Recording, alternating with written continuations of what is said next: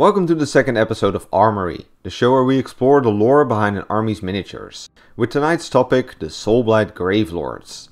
Monstrous aristocrats ruling over mortal cattle with an iron grasp, or literal abominations of bloodthirst and savagery. These twisted nobles lead a wide arrangement of monsters, creatures, and shambling undead into battle. Unlike the more unified Night Haunt, the vampires are split into separate factions called dynasties, all with their own style, beliefs, and leaders. So, since more information on these dynasties can be found in my dynasty overview, let's instead start off with the leaders of each faction respectively. At the head of the Legion of Blood, we find Queen Neferata. The so-called Mortarch of Blood was the first of the vampires, a tale which leads back all the way to the world that was.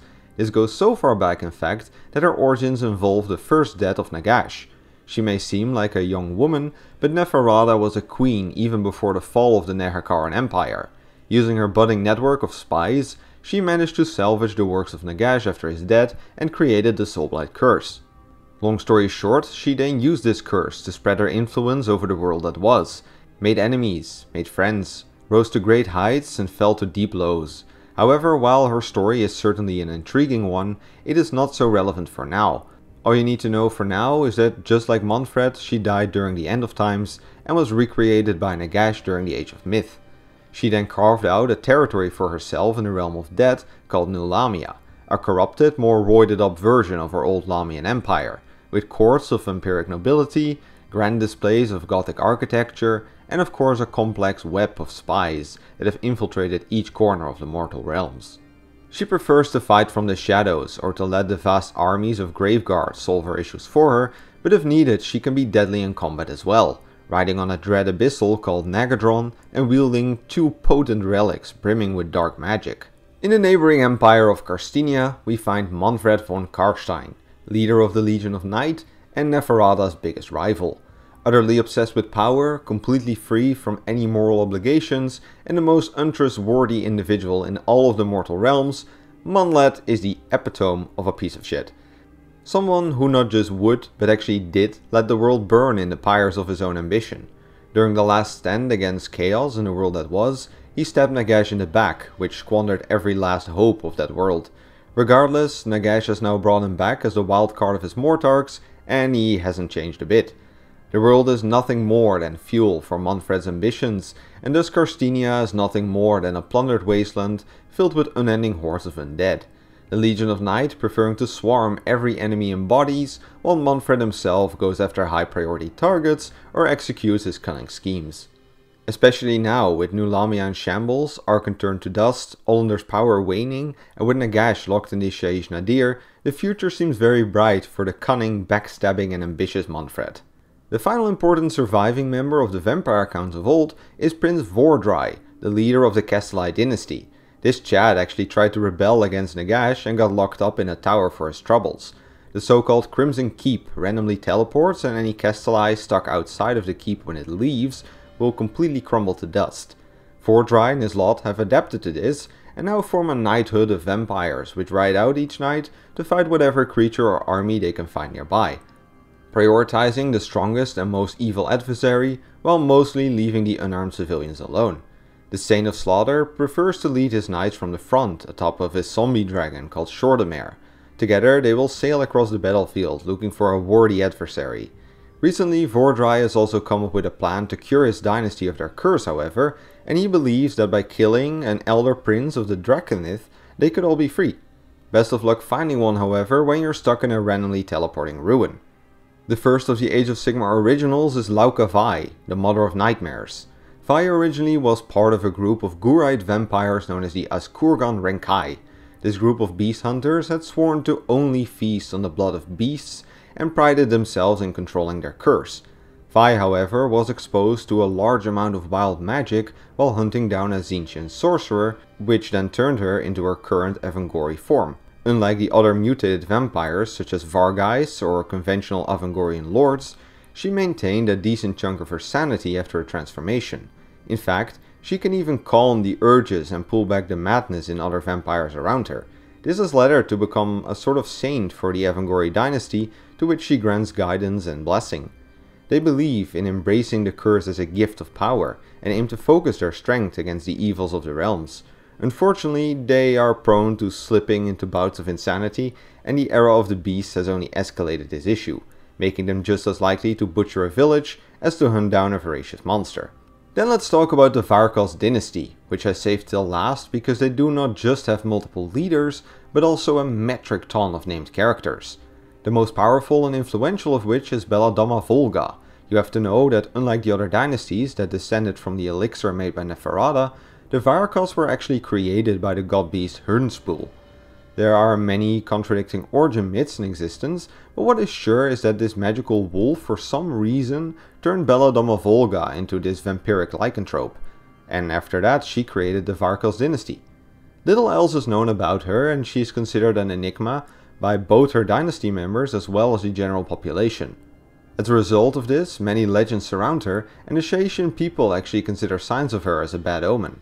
What we do know is that she leads a small army of dire wolves, and that she can turn people into wolves on command. Furthermore, she rides a massive wolf named Rothabak, who is rumored to be an ex-lover that for some reason earned Belladamma's ire. The most recent addition to the Soulblight line and the current military leader of the Varkos is Ivia Volga. Known but poorly understood by her fellows, this lone wolf feels more at home amidst her enormous swarm of bad familiars than her fellow canine vampires. Unexpectedly, she was promoted by Belladamma to lead the Varkos search for a new homeland after the destruction of Ulfenkarn. Going full Bran Stark, Ivia uses her army of bats as a massive scout armada, as she is able to see through their eyes as well as her own. Using these magically attuned bats, she is leading the Varkos armies to a new homeland amidst a locus of magical ley lines. Most well known, however, is the ex-tyrant of Ulfenkarn, Radukar the Wolf. Radukar started off as an ambitious warrior who sought to earn the blood kiss at the Varkos dynasty. To their surprise, Radukar actually managed to complete the trial of the wolf by slaying the two-headed wolf Vilnas. This earned him the blood kiss, as well as a legendary status within the Varkos dynasty.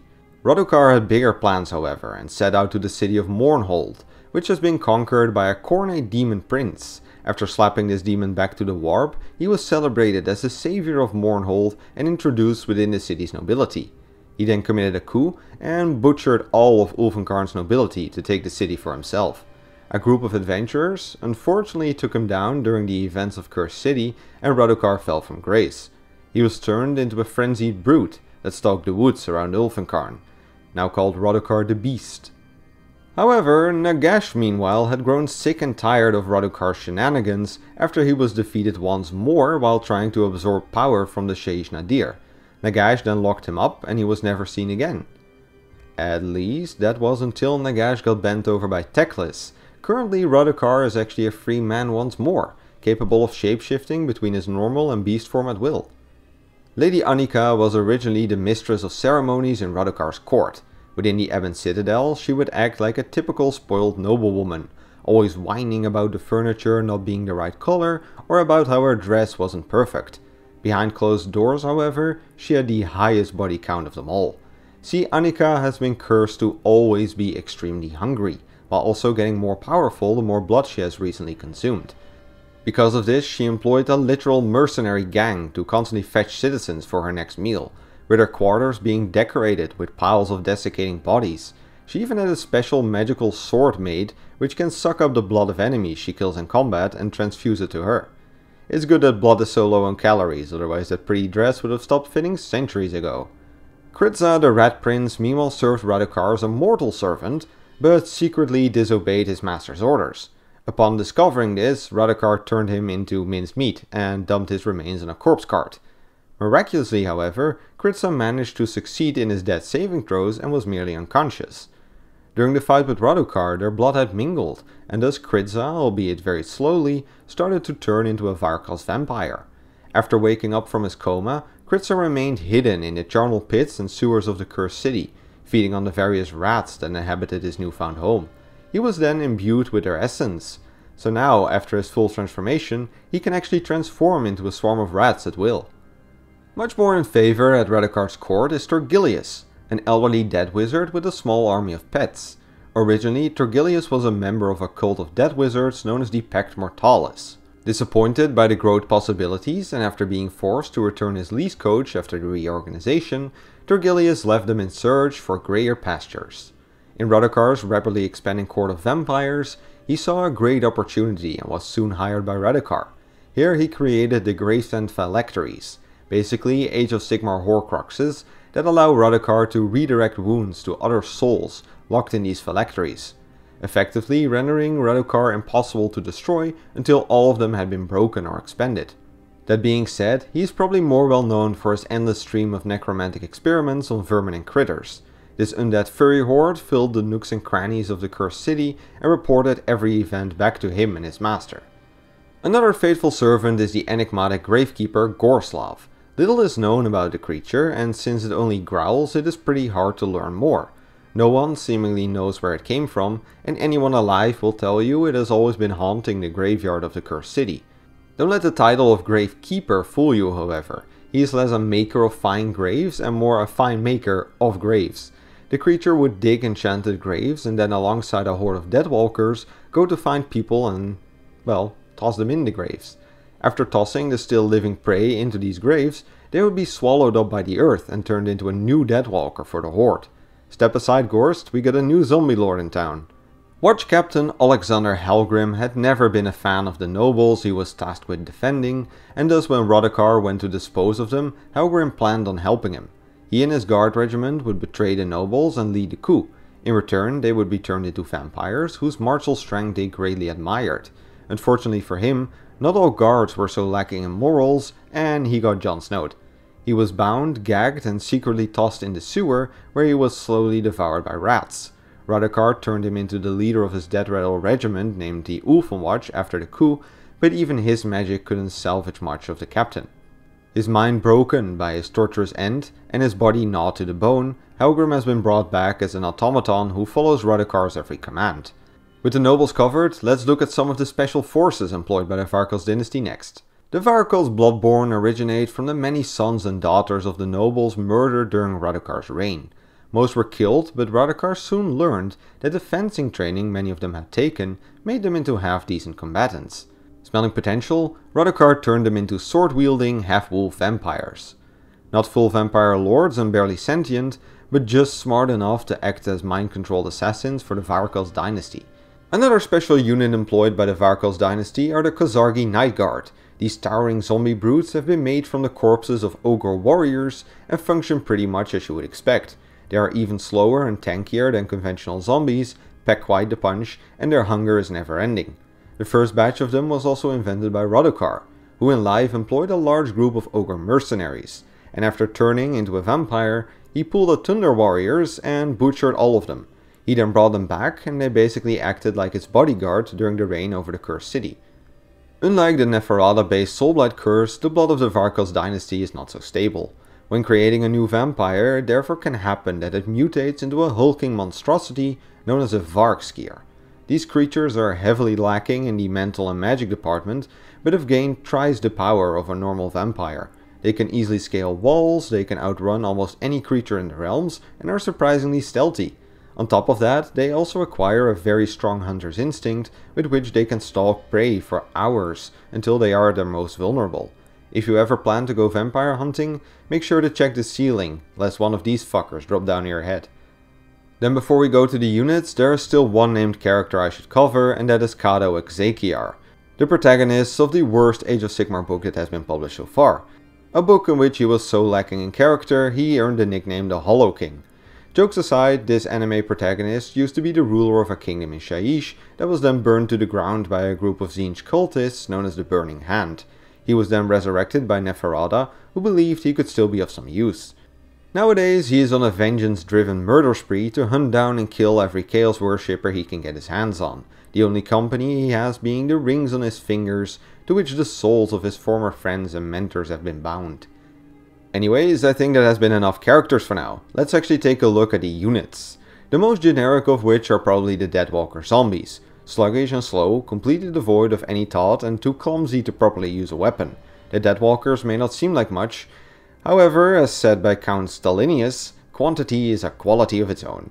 Deadwalkers possess strength in numbers, as every corpse within the reach of a half-competent necromancer or vampire can become one. In fact, corpses in Shaiish have even started to wake up by themselves in recent times, with vampires only having to point them in the right direction. On top of this, the Deadwalker's bites are also infectious, making it so that enemies fallen soon join the horde. So yes, one shambling corpse may not contribute much, but if you see one, there are likely a couple thousand more around.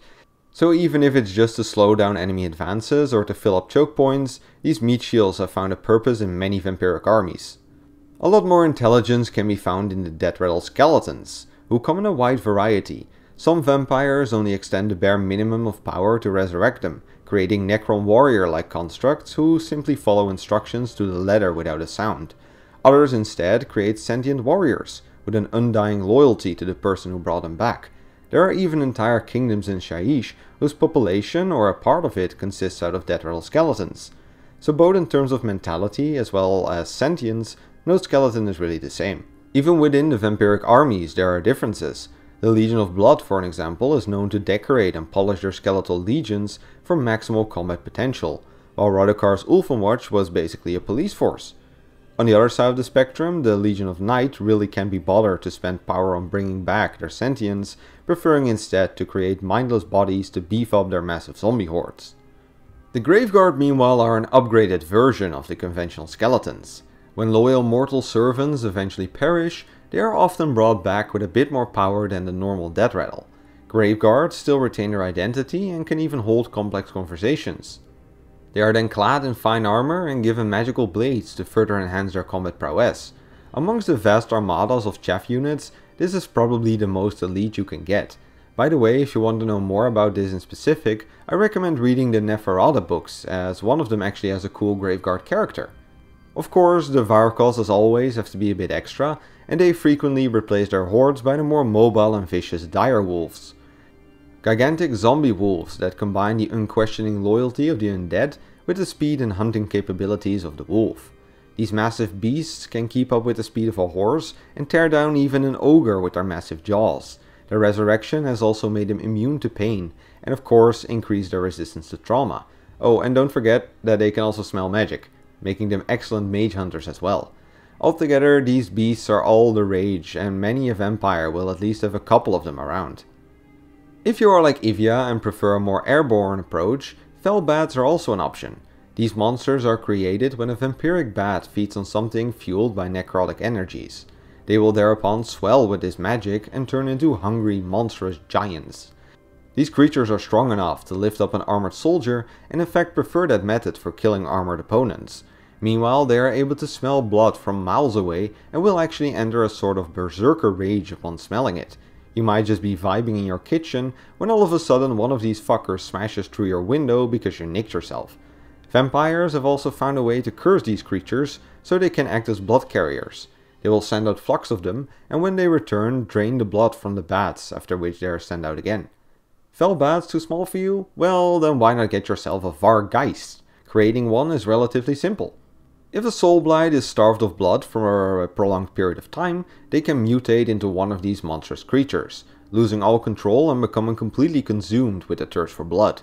The Avangori see these guys as the pinnacle of vampiric perfection and actively go out of their way to create more of them, but most vampires consider them revolting. The fact that all of them know that they could be turned into one of them tends to make them feel a bit uneasy. The Legion of Night meanwhile considers it a form of punishment, and those who fail, Manfred, might find themselves being turned into one. The reasoning behind that, if you aren't useful enough as a vampire, you can instead serve as a potent shock trooper. If that still isn't big enough for you yet, then there's always the good old Terrorgeist, a classic from the Warhammer Fantasy days that we share with the Flesh Eater Courts. Don't worry, we can have one on Geheimnisnacht and every other weekend. Terrorgeists are made of the corpses of ancient parasitic creatures that leech the essence of god beasts during the Age of Myth. Sadly, these creatures went extinct and nothing remained except corpses. However, since they already had models, necromancers picked specifically these fossils to resurrect as monstrous centerpieces for their armies. Being literal animated fossils, they don't have much lore outside of that and simply follow orders from the necromantic overlords. Only noteworthy detail is that Ghoul Kings from the Flesh Eater Courts actively set up rituals to magically create more of them, as the amount of preserved Terrorgeist corpses is of course limited. For the more traditionalist vampires, there is of course also a zombie dragon. These creatures are considered the pinnacle of necromantic magic, and it is actually quite an achievement to get one. because similar to World of Warcraft, getting this mount requires a massive amount of grinding and skill. First of all, one is to travel to a dragon graveyard, the place where dragons go to die, similar to an elephant graveyard. These tend to be filled with magical creatures and scavengers that can pose a threat even to a vampire lord. Not to mention the dragons themselves that will actively attack those who try to desecrate their corpses. Even then, one still has to bring this massive corpse back to a ritual site and conduct one of the most challenging necromantic rituals in Age of Sigmar. But on the flip side, once you have one, you have an almost immortal mount with a breath attack that can evaporate people's flesh from their bones. Talking about cavalry, we of course also have the Blood Knights. Heavily armored knights riding on metal-clad demon horses. These guys were already a staple for the Vampire Counts players rich enough to afford them, and in Age of Sigmar they recently received brand new models that are even thicker and in plastic. These warriors can most commonly be found within the Castlite dynasty. Here they accompany Prince Vordry into battle, while also remaining bound to the teleporting Castlevania castle. Outside of that, however, they can also be found as lone wolf factions that travel the country like mercenaries for hire, asking for volumes of blood instead of gold. There are even those who act like questing knights, fighting alongside mortals and sticking to a personal code of honor. They do remain Soulblight though, so don't expect them to value the lives of mortals all too much. If they save some, it usually has more to do with them not wanting to break their code of honor instead of really caring. For a cheaper cavalry, Black Knights are also still an option. In life, these were noble knights and members of elite cavalry regiments. They were so adept at horseback fighting that even when brought back they are still capable of outmaneuvering mortal knights. Unfortunately for all their uses, their past lives have also saddled them with an ego big enough to rival Monfreds, proudly declaring themselves to be more skilled than even the Castlite Blood Knights and more capable than the Ossiarch Kevlos Dead Riders. This has resulted in quite some conflicts within the Dead faction. So yeah, Castlite don't like them, but they are common amongst the skeleton ranks of the Legion of Blood. Some conquering warlords or rulers are so dead set on conquering that they refuse to stop even after their inevitable end. These lords may turn to necromancy to conquer even death itself, resulting in the undead overlords known as White Kings. Having created a spell similar to the Tomb King curse, these White Kings rule over undead dead rattle kingdoms populated by undead citizens. Tormented by the coldness of being undead, they become even more focused on conquest and won't rest until the entire world is part of their domain. Because of their tactical skill and necromantic prowess, many Soulblights seek to form an alliance with one of these creatures. But this is not without risk, as White Kings may just as well dominate the vampire if their magical strength turns out to be smaller. So when fighting an army of death rattle, you could just as well find one or two unwilling vampires fighting alongside of them. It should probably go without saying, but the Soulblight also feature a number of unnamed vampires amongst them, with the Vampire Lord being the most generic option. Sure, they are no Neferata, but they can still resurrect some bodies if necessary, and while not a Blood Knight, they can still easily outmatch an elf or an ogre in combat. These form the run-of-the-mill leaders and generals of the Soulblight armies, and often bolster their abilities by bringing dark magical artifacts, or alternatively by riding a zombie dragon. The Avangori have a special variation of these generals, unexpectedly referred to as Vangorian Lords. These vampires were mutated by massive outbursts of death magic, examples including the Necroquake or the anomaly that transformed Laukavai. Their transformation imbued them with a lot of extra power, but also left them looking, well, like silly bad centaurs. Some devout Avangori members like this mutation and act as if it's some divine transformation, but many others hate their new form and actually order every reflective surface removed from their domain, going so far as to instruct troops to search and destroy mirrors in newly conquered settlements. Some vampires instead prefer brain over brawn and can be found riding on coven thrones. These are undead constructs bolstered by the many souls seduced, betrayed or drained by their owners. Floating across the battlefield on these ghostly mounds, the vampires use blood magic to divine the best courses of action, while the most powerful of them can also use their dark arts to bolster the troops or weaken the enemies. On some occasions they might even use some seducing magics to turn an enemy commander and turn him into a new vampire lord on the fly, removing a potential threat while also bolstering their own ranks. Of course, it should come as no surprise that these are most common amongst the forces of Neferata, who in fact invented many of the spells used by the covens. Within the Soulblight there is a freaky cult known as the Sanguinarchs. These vampires believe that nothing is more sacred than creating the most tasty blood. Imagine the obsessive chef from the menu, but then as a vampire cult. Some believe that the best method to do so is manipulating humans in such a way that the tastiest individuals breed with each other, basically breeding a human line ideal for vampiric consumption over the course of centuries. On the Bloodseeker palanquin, we instead find sanguinarchs who believe in the spice of emotions. These vampires believe that only the fires of conflict can create the best tasting blood.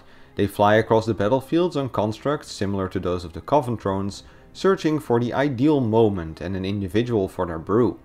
Upon finding such an heroic moment or gruesome berserker, they will rapidly exsanguinate them with their magic and add their blood to the bowl. Apparently there is some merit to the Sanguinarch's beliefs, as these Bloodseekers are capable of blood magic stronger than any other. As every wizard will tell you, behind every strong vampire there's a powerful necromancer. Necromancy is a dangerous form of magic that will drain the life around it to power whatever it is directed towards. As a result of which, necromancers are always in a sorry state, as their own magic saps the life away from them. Yet at the same time it also keeps them alive, maintaining them instead in this state of near death. On the plus side, a good necromancer can wield an extreme amount of power, summoning up scores of zombies or skeletons, reinvigorating entire undead armies, or draining enemy forces of their will to live. Most necromancers don't reach these levels of power, however, and can be found as servants of powerful Soulblight vampires. In return for keeping their armies up and running, they get dark artifacts and forbidden knowledge from their patron. When a particularly powerful necromancer dies, his remains can be used to create a Mortis engine, a powerful locus of dead magic that will be powered by the ghostly energies radiating from the necromancer's bones. These are then controlled by specially trained corpse masters and ridden across battlefields to harvest souls which can fuel future necromantic rituals. In a pinch, this corpse master can also briefly open the vault containing the necromancer's remains to unleash a terrific burst of necromantic energy, basically sacrificing some of the harvested power to ensure a victory for the necromantic forces. The last, but definitely not least tool in the Soulblight arsenal is the trusty corpse cart, which is literally a shopping cart pulled forward by zombies. These carts are ramshackle constructions built simply for the purpose of collecting corpses and bringing them back to the lair of a necromancer. They are helmed by a corpse master, who will use his minor magics to direct the zombies towards the most promising meat pile. To make them a bit more useful to the rest of the army, the corpse carts are also equipped with a special artifact. Some carry an unholy lodestone, which drains necromantic magic from the ether and sends it out to bolster nearby troops. Others are decorated with a balefire brazier. In this brazier, various realmstone mixtures are burned to create a magical smoke that snuffs out all magic except dead magic. So with the final unit done, that brings us to the end of the video. What is your favorite unit, and what type of units would you like to see added to the Soulblight roster in the future? I personally would like to see some more actual vampire infantry, similar to the Crimson Court Underworlds team or the Askurgan Trueblaze warband. Maybe we could get some freshly made vampire spawn as an elite infantry unit. Anyways, thanks for watching, have a nice evening, and don't forget your nightly prayers to Nagash.